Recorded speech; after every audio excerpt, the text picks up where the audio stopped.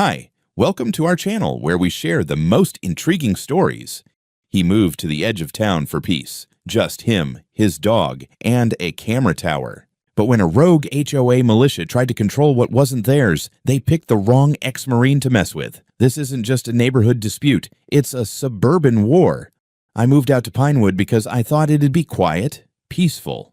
No one breathing down my neck, no sirens, no concrete jungles. Just me, my dog Boone, a good stretch of land, and the occasional sound of squirrels bickering in the oaks behind my porch. I'd done my years, 2 tours in Afghanistan, and now I just wanted to live my life without someone thinking they get a say in it. The house wasn't much when I bought it. A little run down, roof needed fixing, the deck was half rotten, and the plumbing made noises like it had PTSD of its own. But the land, almost an acre tucked right along the border of a neighborhood called Pinewood Estates, that was gold. Private, off the HOA grid, and dirt cheap because folks in HOAs don't like being near things they don't control. I signed the papers in full knowledge of that. Had my lawyer comb through everything. Property lines, zoning codes, HOA declarations, all of it. My lot was outside their jurisdiction. I was free, or so I thought. About 2 weeks after I moved in, I found a note taped to my mailbox. Big HOA letterhead, fancy seal, and a ridiculous signature from someone calling herself President Diana Shaw. The note said my grass exceeded regulation height, my satellite dish was improperly mounted, and my garbage bin violated community visual standards. I laughed, tossed it in the trash. The grass was ankle high, the dish worked just fine, and the trash bin was on my land, not theirs. Week after that, I get another one. This time, the language is more aggressive. Failure to comply will result in fines. They even had the gall to list a total $350. That one I didn't just toss. I mailed it back. Empty envelope, no return address. Just a sticky note inside that said, in capital letters, "Not a member, stop." Didn't help. That's when I met Roger Hannity. Picture a guy who peaked in high school, failed the police academy, but never quite got over either. Bald on top, buzz cut on the sides, mirrored sunglasses he wears even on cloudy days, and a tactical vest, 2 sizes too small, probably bought online from a site that also sells prepper food buckets. He came strutting down my gravel driveway one Saturday like he owned it, his white neighborhood patrol SUV idling behind him. I was on the porch tightening a floodlight bracket. Boone started barking before the man even opened his mouth. Morning," he said, standing like he was waiting for me to salute. "Afternoon," I answered, not bothering to look up. "You Jason Turner?" "That's what the deed says." "I'm Roger Hannity, head of community safety for Pinewood Estates." "Cool. This isn't Pinewood Estates." He paused. I could see the wires in his brain cross like a dog hearing a vacuum turn on. "You're adjacent to the community." "Correct. And the HOA has certain visual and procedural expectations, which don't apply to me." "That's debatable." I stood up and wiped my hands on my jeans. "No, it really isn't." He looked past me, eyeing the new tower I'd started assembling behind the garage, a steel-framed rig with motion cameras and 2 solar panels on top. "What's that for?" "My company." "You running a business out of here?" "Yeah, security consulting, cameras, alarms, perimeter surveillance, all legal, all licensed. Want a brochure?" He didn't answer, just squinted at the tower like it personally insulted his sense of order. "That's going to bother some folks." "Then some folks need to buy taller fences." Roger didn't say goodbye. He just turned and walked off, muttering something into a cheap walkie-talkie clipped to his belt, like he thought it made him look official. The SUV peeled out like it was chasing a stolen car. Boone pissed on the tire tracks for good measure. The next week, I started getting real mail, certified letters, photos of my camera rig, complaints about aesthetic disruption, and accusations of unauthorized surveillance. They claimed I was recording neighbors. Funny, since my nearest neighbor's house was 200 feet away, and the cameras were pointed at my own perimeter. They included a new fine, this time over $1,000. That was the last straw. I called my lawyer, had him draft a formal cease and desist letter, complete with maps, code citations, and a notarized declaration that my property was private and exempt from HOA governance. We mailed it, emailed it, and even dropped a copy in the HOA's little community mailbox shack. No response, but the passive aggression ramped up. The patrol SUV started parking across from my driveway. Different guys each time, all of them with matching polos and a weird hunger in their eyes, like this was the closest they'd get to actual authority. Sometimes they'd pretend to jog past with GoPros strapped to their heads. Other times they'd sit in their SUV and radio each other like they were watching a hostage negotiation. I ignored it until one of them tried to open my mailbox. I was in the living room when I saw him. Scrawny guy with a sunburn and aviators, tugging on the latch like he had the right to be there. I came out fast and hard. "You got a federal warrant, pal." He jumped like I'd shot him. "That's a community box." "Wrong. That's a U.S. Postal Service box on my land. Try that again. I'll have the feds up your ass so fast your vest will spin." He bolted, but I knew it wasn't over. This wasn't just neighborly tension anymore. This was a pissing contest with a group of suburban cowboys who'd built their little kingdom and couldn't stand the idea of someone living outside their rulebook. So I did what I was trained to do. Prepare. I upgraded the tower, thermal cams, backup batteries, floodlights with motion sensors. Boone got a new collar, GPS enabled, and I started documenting everything, timestamps, faces, plates. Because whatever this was building toward, I had a feeling it wasn't going to be solved with polite conversation. It started subtle. A look here, a closed door there. The kind of quiet, cold shoulder that spreads like mold, slow, silent, and suffocating. After that stunt with the mailbox, I figured the patrol boys would back off. I had footage. I had timestamps. Hell, I even printed out a copy of the federal statute about tampering with mail and taped it right under the box. But no, they just changed tactics. The SUV kept showing up, but now it parked a little farther down the road. Just barely off my property line. I'd see the silhouette of a man inside, sipping coffee, phone in hand. Sometimes they'd idle the engine long enough to rattle my windows. Sometimes they'd shine a light through my kitchen at night. Not bright enough to prove anything, but enough to let me know they were there. And the neighbors? Well, they changed too. Mrs. Hensley, the retired librarian who used to wave when I walked Boone, now crossed the street like we carried the plague. Her husband wouldn't even make eye contact. The teenage kid next door stopped shooting hoops on his driveway. The sound of the bouncing ball disappeared overnight. I heard his dad yelling something about not getting involved with that weirdo next door who has surveillance equipment. Then came the flyers. One morning I found a crisp white paper taped to my front gate.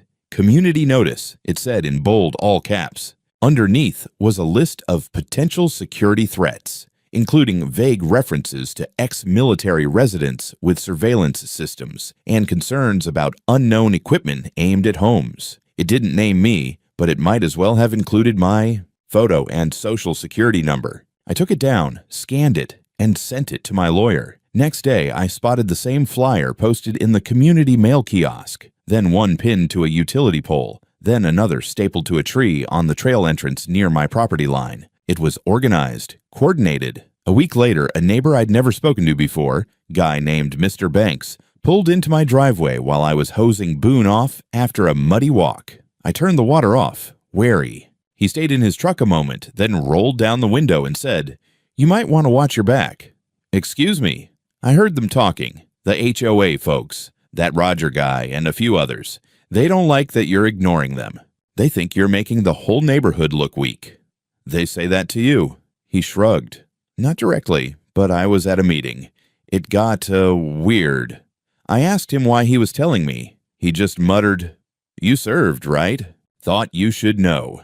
And drove off. Later that week, I got another envelope, hand-delivered, no postage, slipped under my front door. This one was more direct. "You are under observation. Cease unauthorized installations immediately or face legal consequences." No return address, no names, just that. I forwarded it to my lawyer again. We submitted a formal complaint to the county about harassment, filed paperwork to declare the security tower a licensed commercial testing structure, which it was. But bureaucracy moves like molasses in January, and HOA lunacy spreads like wildfire. The HOA website, which I'd never bothered to visit before, now had a community alerts section with headlines like "Unlicensed surveillance may be operating near Lot 47" and "Residents advised to shield windows for privacy." I clicked through a few posts and found threads full of people speculating about my cameras, my background, even my dog. One guy wrote, How do we know he's not recording kids? That one made me see red. I almost responded, almost, but I knew better. Feeding trolls only makes them bolder. Instead, I doubled down, added another camera, put a spotlight above the garage, motion activated, with a siren if needed. I started backing my truck into the driveway, not pulling in head first, so I could leave fast if I had to. I taught Boone to bark at flashlights. That weekend, I caught Roger standing on the edge of my property with a long lens camera, not filming, just standing, watching. I walked toward him calmly. He didn't move. I crossed the line where my gravel met the community-maintained blacktop and stopped a foot from him. "You're trespassing," I said. "I'm conducting an inspection." "You don't have jurisdiction." "We have reasonable suspicion." "Of what?" "Of security code violations." I pulled out my phone and hit record. "Repeat that?" He walked off. I posted the video, just 20 seconds of Roger looking like an amateur villain from a bad reality show, mumbling about suspicion and backing away like a wet raccoon. I didn't tag anyone, didn't mention the HOA. Just uploaded it with the caption, "Neighborhood cosplay gets weird." Over 10,000 views in 2 days. I got anonymous emails calling me a danger to the community. I also got a delivery of 20 pizzas I never ordered. The receipt had a fake name, HOAWELCOMECOMMITTEE. Cute. Then someone keyed the word SPY into my truck's driver's side door. That was when I installed the last camera, the one facing the street, and linked it directly to a cloud server with facial recognition. I didn't want trouble, but it was circling, closing in, and I was done pretending it wasn't real. Saturday morning started like most of mine do. Early coffee, a slow walk with Boone down to the edge of the woods, and a brief moment where the silence almost felt like it used to before this whole HOA circus took root. I had plans to hit the hardware store, pick up a new chain for the gate, maybe stop by the gun range. Nothing dramatic. But the moment I opened the gate to leave, I knew the day had other plans. A white SUV was parked sideways across my gravel driveway, blocking the only exit. Big black letters across the side, Pinewood Estates Neighborhood Patrol, Roger's toy. He was leaning against the hood, arms crossed, sunglasses on, even though the morning fog hadn't burned off yet. With him were 4 other guys, all wearing the same black polo shirts with some off-brand badge logo embroidered on the chest, tactical belts with what looked like pepper spray, and cheap walkie-talkies. One of them was chewing sunflower seeds and spitting them into my grass. I just stood there for a moment, hands still on the gate. Boone growled low in his throat beside me. Roger pushed off the hood and stepped forward like he was introducing a movie scene. "Turner," he said, "we need to talk." I said nothing, just reached back and clicked the gate shut. He took another step closer, out of the truck. "I'm not in the truck," I said. "You were about to be." "Not anymore." One of his guys smirked like that was the cleverest thing he'd heard all year. Another one cracked his knuckles theatrically. This wasn't some random visit. This was a setup. "I'm going to need you to come out and speak to us properly," Roger said. "Face to face. Like a man. Who says I'm not being proper? This is a security matter." "Whose security?" "The community's." "I'm not part of your community, remember?" He didn't like that. "You've built a surveillance tower that violates neighborhood standards. On property not governed by your HOA. You're a liability." "I'm a private citizen on private land." Roger reached to his hip. Not a gun, thank God, but he rested his hand on a baton clipped to his belt like a kid playing sheriff. That's when I pulled out my phone and dialed the police. The dispatcher sounded tired. I explained the situation. I was being blocked in my own driveway, surrounded by men posturing like mall cops with a vendetta. She said, "Okay, sir, is there any immediate threat? There's 5 men outside my gate trying to coerce me. Has anyone physically touched you?" "Not yet." "Then it's classified as a non-urgent civil matter. We'll send a patrol when available." I stared at the screen, then at the 5 guys outside my gate. Then I hung up and opened a group chat titled Devil's Barbecue Crew. It was a joke from years ago. Me and some of my old unit. Guys who didn't spook easy. I typed, "Need backup." Not a joke. HOA thugs blocking me in. Can't leave. Show of force appreciated. Hit send. Then I walked to my truck, climbed in, locked the doors, and hit record on the dash cam. The next 4 hours were a masterclass in suburban escalation. Roger and his guys didn't leave. They didn't even pretend to. They paced. They knocked on my window. They shouted things like, "Just come talk, Jason, and we can do this the hard way or the easy way." Every word got picked up by the audio feed. 2 hours in, one of them walked behind my truck and pulled a screwdriver from his vest. I watched, stunned, as he crouched and jammed it into my rear tire, letting the air out with a loud hiss. That one I recorded up close on my phone, complete with his face and badge number. Not that it was real. These guys couldn't get real badges, so they made their own.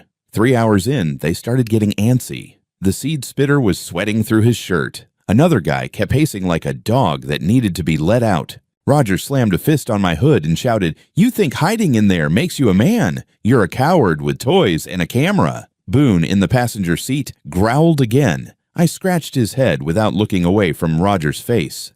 No police. No backup. Just 5 jackasses in matching polos playing fantasy SWAT on my lawn while the real cops apparently debated what flavor of donut to pick for lunch. I texted my buddy Craig directly. "They're still here. Punctured my tire. Threats escalating. Any ETA." His reply was 2 words. "Almost there."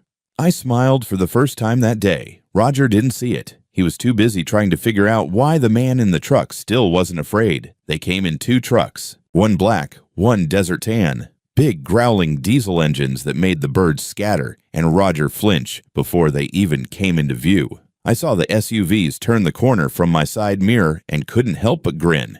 Craig was driving the lead truck, always was the first one through the door. The man's a tank in boots, 6'6", broad like a freight container, shaved head, goatee, and a stare that could make concrete crack. Behind him came Danny, Miguel, Roy, Lenny, and Marcus, all guys I knew from Kandahar and Helmand. Men who'd bled next to me, laughed under mortar fire, and once beat a general in poker using MRE crackers for chips. They parked with precision, blocking the street just behind the patrol SUV. I could see Roger's little militia start to twitch. One of them instinctively adjusted his belt like it would make him taller. Another backed up a step without realizing it. The doors opened. My guys stepped out one by one, calm as Sunday service, wearing jeans, ball caps, sunglasses. No yelling, no posturing, just silent presence. That's the thing about real strength. It doesn't need to shout. Craig led them to the gate, stopped 3 feet from Roger, and said in a voice so flat it might have been carved from stone, "You have 30 seconds to move your car and leave." Roger puffed up like a blowfish. "This is an HOA matter. You're interfering in a legally sanctioned security action." Craig raised an eyebrow. "Security action?" "Yes. This property is in violation. We're executing an enforcement protocol." "You're holding a man in his own driveway," Craig said, stepping forward. "That's false imprisonment. 4 hours, surrounded, tire slashed, threats issued. We've got it all on video. You're lucky we didn't come with lawyers first." One of Roger's guys, the one with the patchy beard and too much caffeine in his bloodstream, made the worst decision of his month. He grabbed his baton and raised it like he was about to play Mall Cop Ninja. Craig moved faster than a man his size should be able to. He caught the guy's wrist mid-swing, twisted it sideways until the baton clattered to the ground, then kicked it away. No punches, no yelling, just complete control. Another HOA hero lunged in with a grunt, aiming for Craig's ribs, and got shoulder-checked by Danny so hard he went down gasping, flat on his back. Miguel snatched the pepper spray from the third guy's belt and casually dropped it in the dirt like trash. Lenny and Marcus boxed Roger in, hands behind their backs, not touching him, just standing close enough that he couldn't move without brushing into a wall of veterans who looked very, very unimpressed. Roger's mouth opened and closed. "This is assault. I'm calling the police." Craig pulled out his phone, tapped the screen, and held it up like a mirror. Already did. Told them to bring a real unit this time. Roger turned red. Not angry red. Embarrassed red. Cornered red. His little army was in pieces. 2 guys on the ground. One had bolted behind the patrol SUV, and the last was staring at his shoes like they held the meaning of life. I opened my door and stepped out of the truck. My leg had gone a little numb from the angle, but Boone hopped down beside me like he was ready for war. I looked around at the mess. The popped tire, the scratches on my hood, the dent from Roger's earlier tantrum, and then at my friends, calm and watchful. Craig nodded toward me. "You good? Better now." Roger hissed, "You'll regret this." Craig just shrugged. "You already do." For the first time in hours, the wind moved again. The morning fog had burned off. The sun came out. and my driveway didn't feel like a prison anymore. Then down the street, we heard it. Sirens. Real ones this time. Someone must have finally marked the call as urgent. The squad cars arrived hot and loud. 2 black and whites with sirens still wailing and lights splashing across the asphalt. They rolled in fast and skidded to a stop behind my friend's trucks like they were expecting an active shooter or a meth lab explosion. Funny how massive street brawl gets their attention, but 5 armed men trapping a civilian doesn't merit more than a coffee break. 2 officers stepped out, hands hovering near their sidearms. A third stayed in the car, radio chattering. Boone let out one bark, and I gave a low whistle. He sat down, tail wagging like this was all just another game. Roger practically sprinted toward the cops. His shirt was soaked with sweat, his face still flushed with the color of pride turned sour. He pointed back at my driveway, spitting words like a broken faucet. "They assaulted us!" That man and those others. They attacked my team while we were performing official HOA duties. One of the officers, a stocky guy with a buzz cut and a jaw like a brick, held up a hand. "Calm down, sir. Who's the property owner here?" "I am," I said, stepping forward. The officer gave me a once-over. "You, Jason Turner?" "Yeah." "Got ID?" "Of course." I handed it over. He looked at it, then back at Roger. "And who are you?" "Roger Hannity, head of security for Pinewood Estates Homeowners Association." The officer blinked slowly. "And this is HOA jurisdiction."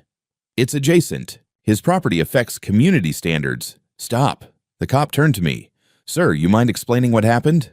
I didn't speak. I opened my phone, pulled up the folder labeled HOA Idiocy, and tapped the first video.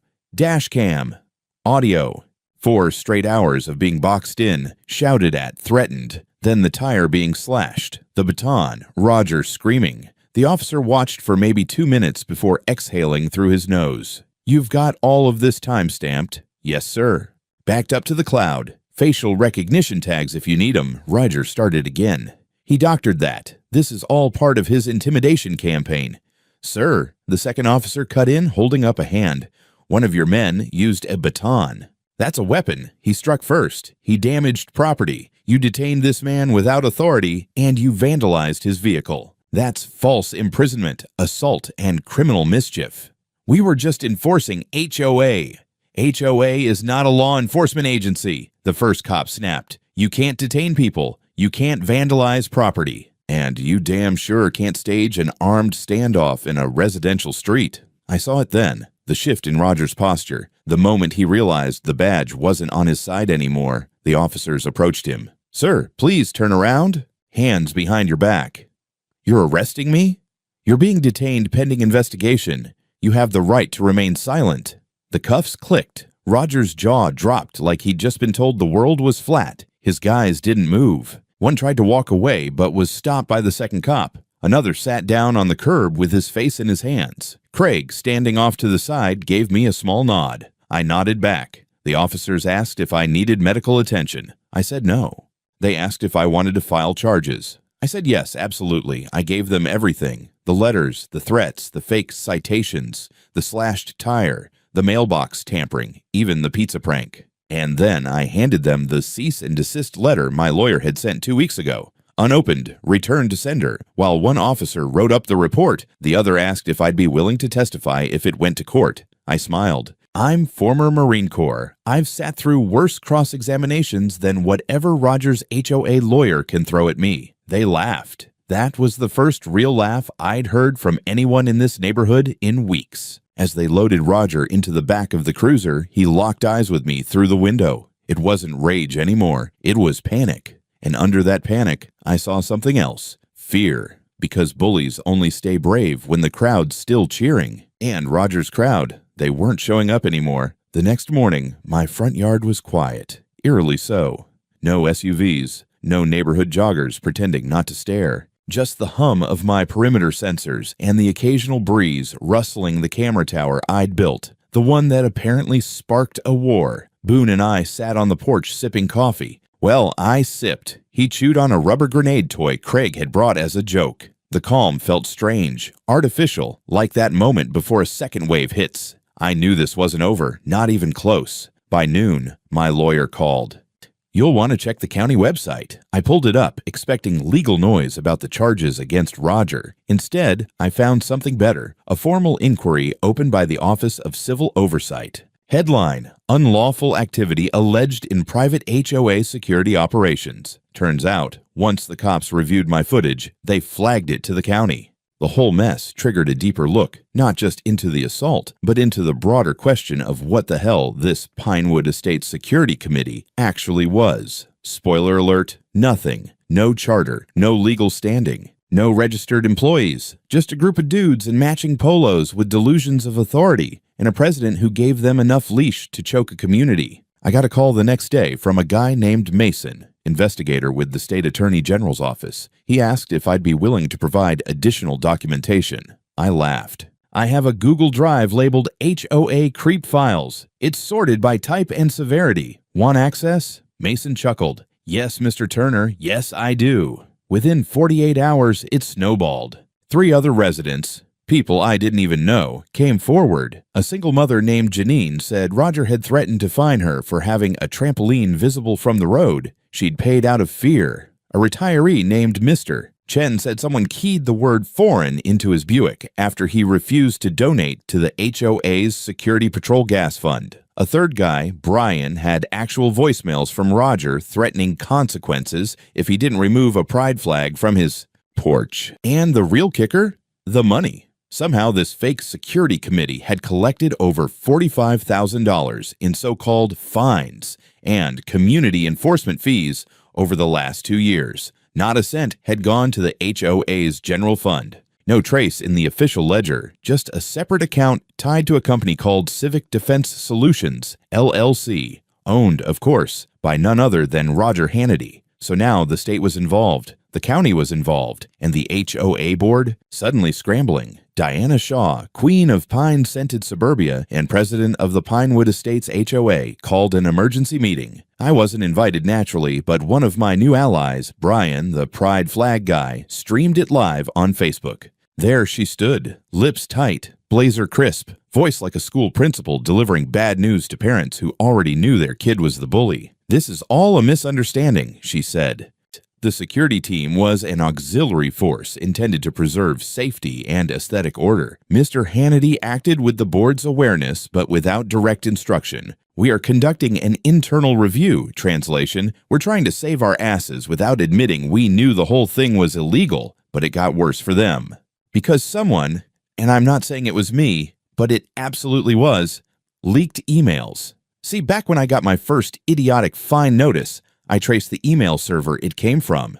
HOA President Diana had used a private Gmail to send unofficial messages, including one chain where she said, "Turner is dangerous. We need to isolate him before he becomes a problem." Another gem: "If the police won't help, Roger's team will have to handle it, quietly." That one hit the news. Local news at first, then the regional affiliate picked it up. Headline: Homeowner harassed by rogue HOA enforcers, county investigates. Diana tried to spin it, claimed the emails were taken out of context, called it a smear campaign. But the damage was done. More people came forward. More evidence surfaced. More voices joined the noise. The HOA wasn't just cracking, it was collapsing. The committee disbanded. 3 board members resigned. One of Roger's goons agreed to cooperate in exchange for leniency, and suddenly the feds were asking questions about campaign donations, falsified inspection reports, and undeclared income. It was bigger than anyone thought. And it all started with a guy and his camera tower who wouldn't roll over. They tried to settle. 2 weeks after the county filed formal charges, I got an email from a law firm representing Pinewood Estates HOA. Polite, professional, oozing corporate civility. They wanted to resolve the situation amicably. Their offer, $20,000, a non-disclosure agreement, and the removal of sensitive content from public view. I didn't reply. I forwarded it to Mason, the state investigator, and then shared it with the other residents who were now part of the case. Brian nearly threw his phone across the room. Mr. Chen just chuckled and said, "Amicable, my ass." The prosecution wasn't playing games either. Charges were formally filed against Roger Hannity: false imprisonment, criminal mischief, harassment, operating an unlicensed security business, wire fraud, and, cherry on top, tax evasion. Two of his patrol goons got misdemeanor charges and were offered plea deals. One of them flipped. His deposition sealed the coffin. As for Diana Shaw, she was charged with conspiracy to commit fraud, aiding and abetting harassment, and obstruction of justice. Her defense attorney tried to paint her as misled by Roger, but the leaked emails, especially the one where she ordered quiet action, told a different story. Her courtroom demeanor didn't help either. Icy, smug, the kind of person who's used to getting her way and can't comprehend that the world stopped listening. I testified on a Monday morning. The courtroom wasn't dramatic. No gavel smashing, no gasps, just fluorescent lighting, worn benches, and a judge who looked like he'd rather be fly fishing. Still, when the video played, 4 hours of me trapped in my driveway, followed by the arrival of my guys and the brief surgical takedown of the fake cops, the room got very quiet. The judge leaned forward. Mr. Turner, was this behavior from the HOA typical? Define typical, I said. A few people chuckled. I didn't. It escalated for months. They used intimidation, surveillance, vandalism, and public shaming. The day of the incident, they slashed my tire and told me to come out like a man. If my friends hadn't shown up, I don't know how far it would have gone. The prosecutor nodded. Your Honor, the defendant used his role within a community association to build a private fiefdom of fear. This was not about aesthetics. This was about control. Roger's lawyer tried to spin it, claimed Roger was passionate about safety, that his background in private security training made him act decisively. When asked if Roger was a certified security professional, the attorney mumbled something about independent coursework. The judge raised an eyebrow. Is that legal speak for YouTube videos? The courtroom laughed. Roger didn't. The verdict came down hard. Roger, 2 years in prison plus 3 years probation. He also owed restitution for damages, including my truck tire and legal costs. 2 of his patrol members got 1 year probation and mandatory community service. One of them was ordered to attend de-escalation training. The irony wasn't lost on me. Diana Shaw was fined $30,000, banned from holding any HOA or administrative office in the state for 5 years, and faced civil suits from at least 4 residents, including me. But it didn't stop there. The judge issued a formal recommendation for an audit of Pinewood Estates' HOA finances going back 5 years. That alone caused another 3 board members to resign. The HOA, now bleeding credibility and facing class action suits, was placed under external supervision by the county until further notice. And remember those cops who ignored my initial 911 call? Yeah, that didn't go unnoticed. Turns out, Rogers Civic Defense Solutions had made 3 separate donations to the local sheriff's office over the past year. Small sums, $500 here, $1,000 there, all registered as community support. Technically legal. But one officer had forwarded my first call that day to voicemail, marking it low priority, despite the words trapped, threatened, and armed individuals in the transcript. That officer got suspended pending internal review. Another one, the dispatcher who brushed me off, was quietly reassigned. The department issued a formal apology. I framed it. For appearances? Maybe, but it mattered. Because systems only work when someone kicks them hard enough to notice their own failures. The tower still stands. Somehow, after all the screaming, the threats, the subpoenas, and the squad cars, it's still there. Steel, camera mounts, motion lights. I reinforced the base after the whole HOA disaster just in case someone got any bright ideas about sabotage. I even added a floodlight. It points directly at Roger Hannity's old house. He moved out 2 weeks after sentencing. The for sale sign went up the day after his wife threw a full trash bag full of faux police uniforms into the front yard and slammed the door hard enough to rattle Boone's water bowl. The place sold quick. Young couple. No kids. The husband waved when they moved in. That was new. The rest of the neighborhood? It's quieter now. No patrol SUVs idling in the shadows. No creepy flyers. No late-night standoffs at my gate. There's even a neighborhood BBQ scheduled next month. First in 3 years, apparently. I got an invite. The new HOA board president dropped it off in person, hands visible, voice respectful. He apologized too. Said, "We failed you." I told him, "You failed everyone." He nodded. Brian, Janine, Mr. Chen. We stay in touch. There's a kind of quiet alliance now between the ones who spoke up. We helped each other through the hearings, the news interviews, the paperwork. It's not just about being neighbors anymore. It's about being the ones who didn't shut up when it mattered. Boone's more relaxed these days, sleeps by the porch again, doesn't growl at shadows, but he still lifts his head when cars drive by slow. Muscle memory, I guess. As for me, my business is booming. Turns out when word gets around that you stood your ground against a rogue HOA paramilitary cosplay club, people trust you to protect their property. I had a client ask, "You ever think about writing a book?" I laughed. Maybe one day. For now, I prefer to record everything on camera. Craig and the guys, we still meet up. Last time it was ribs and whiskey in Roy's backyard. No fighting, just stories and a hell of a lot of laughing. At one point, Craig raised his glass and said, "Next time, maybe let the cops do their job before we suit up." I said, "Sure, just remind them to answer the damn phone next time." We all cracked up, but I meant it. Because that's the thing about people who play with power. They never expect someone to stand taller. They expect compliance, fear, silence. What they don't expect is company, brotherhood, community born not of rules, but of resistance. And when that comes, well, some lights never go out, especially the ones aimed directly at your front line.